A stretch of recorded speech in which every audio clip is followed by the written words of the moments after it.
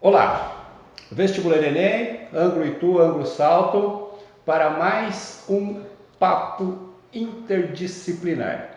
Estou aqui com a professora Flávia, de Biologia, portanto, o papo de hoje é entre literatura e biologia. E o assunto que nós vamos tratar é exatamente sobre tuberculose, tanto na realidade quanto na ficção. E nós vamos usar como ponto de partida uma obra que está atualmente indicada nos vestibulares, que é o Coração, Cabeça e Estômago, do Camilo Castelo Branco. A Flávia falou que gostava muito do Camilo Castelo Branco. Já vou entregar porque ela vai acabar falando. A Flávia foi minha aluna, tá? Não fique fazendo cálculos, tá? Ela é novinha, entendeu? E eu comecei novo também. Mas ela foi minha aluna e ela falou que adorava o Amor de Perdição, é isso? Isso. Que é do Camilo Castelo Branco. Que E agora, da minha época. que é da época dela, estava no vestibular na época dela. E agora nós temos o Coração, Cabeça e Estômago, também do Camilo Castelo Branco, que é talvez o principal escritor do ultrarromantismo português. E nesse livro, ele fala sobre uma situação de tuberculose. Deixa eu mostrar para vocês aqui, ó. Tem um momento que uma das personagens fala sobre essa doença, tanto em relação à irmã quanto em relação a ela. Dá uma olhada no texto, ó. Fui ao hospital. Falei-lhe e vi que estava de todo desfigurado. Consultei o facultativo da enfermaria e soube que a minha irmã estava mortalmente doente de tubérculos pulmonares. A minha irmã morreu, já não podia vencer a morte. E depois, mais adiante, ela fala sobre a doença que ela mesma está passando. Olha, estou admirada do bem que me faz o ar do campo. Ainda não tossi desde que cheguei a Sintra. Pois tu tens a tosse? Tenho a tosse da tísica. Então, Flávio, eu queria começar primeiro perguntando o seguinte: tuberculose e tísica é a mesma coisa? Sim, tísica era o nome antigo de tuberculose. Então, aqui é legal da gente pegar esse trecho, até para a gente começar. Estou admirada do bem que me faz o ar do campo. Tinha uma coisa antiga dos tuberculosos irem para o campo, ares puros. Por quê? Porque a tuberculose ela é uma doença infecto-contagiosa causada por uma bactéria. E essa bactéria ela fica na cavidade do pulmão, ela fica em cima do pulmão. E ela precisa, para sobreviver, de oxigênio. Então, em locais onde tem pouco oxigênio, que são lugares altos, onde o ar é rarefeito, as pessoas iam e começavam a melhorar da tuberculose, porque a bactéria precisa de muito oxigênio. Eles iam e começavam a melhorar. Nossa, que interessante. Estou aprendendo também, porque eu vejo isso muito nas obras literárias. O Minha Vida de Menina, que entrou agora, o pai da Helena mora ali em Diamantina porque o avô dela veio para lá em busca de melhores ares para se curar da doença da tuberculose. Então, a bactéria, o chamado popularmente de bacilo de Koch, até em homenagem ao seu descobridor, o que ela precisa? Oxigênio. Só que o que a gente não sabe é que naturalmente o nosso corpo ele também elimina a bactéria. Tem depois aqui alguns dados sobre a tuberculose e muitas pessoas adquirem a bactéria porque ela é passada pelo ar. É o grande mal.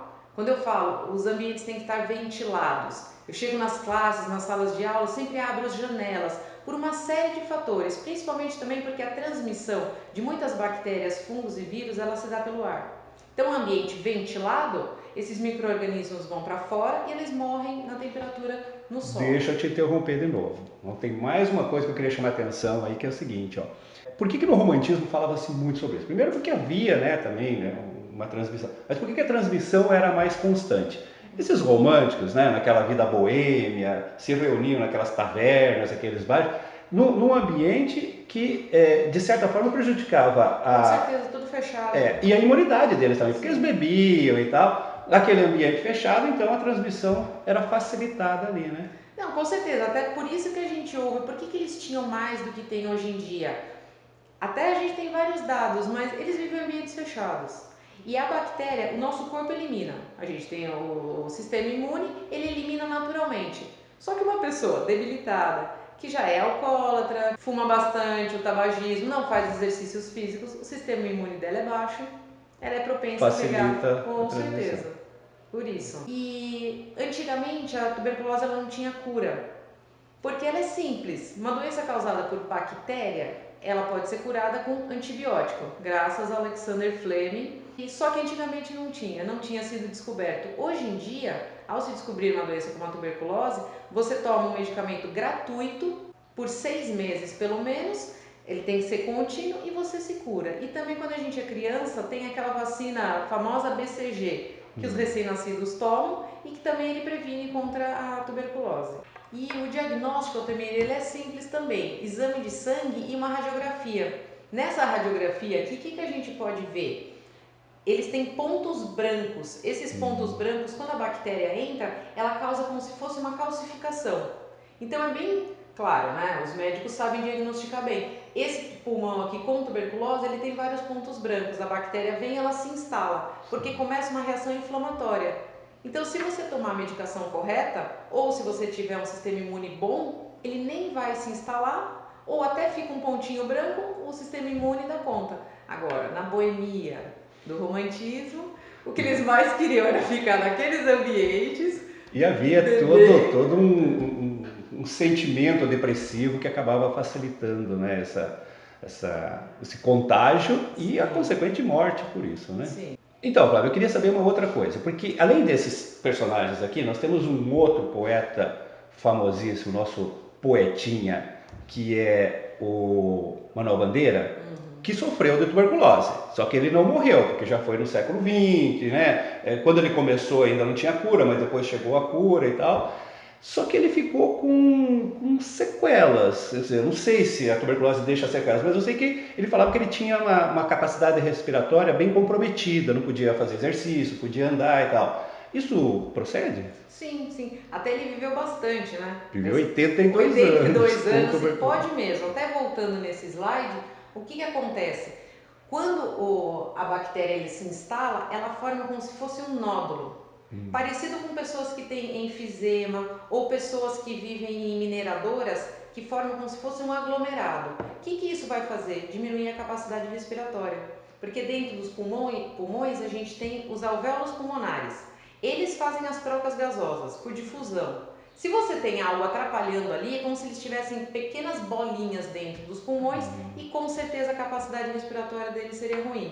Apesar de ele ter vivido aí 80 anos, com certeza é cansaço, ele não conseguia fazer esportes, então ela deixa sequelas quando não é bem tratada.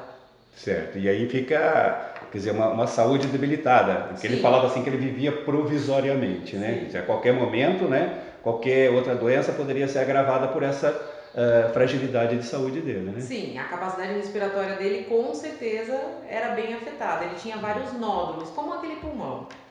Até trouxemos alguns nomes aqui de personalidades que morreram de tuberculose. Noel Rosa, Castro Alves, eu gosto de citar bastante também Dom Pedro I.